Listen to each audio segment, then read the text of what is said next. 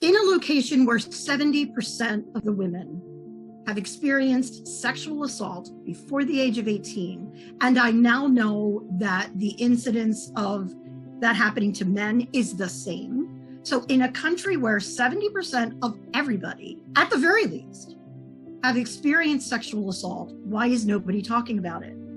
Why is it happening so much and the church isn't speaking out against it?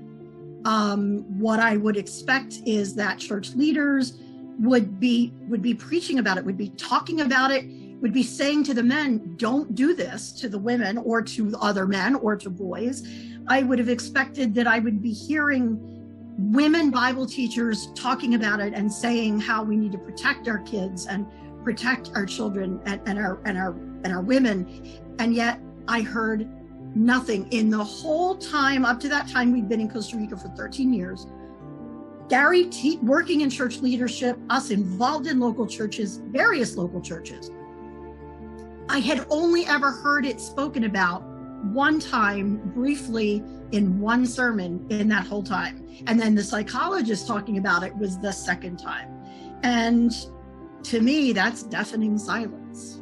Another pivotal moment in this founding the ministry of Levanta La Voz came in 2017. I'd been teaching women at the seminary about sexual harm by this time for 6 years. I'd watched God change lives just through me speaking up. And I started looking around in Costa Rica for other ministries that might be working on this problem.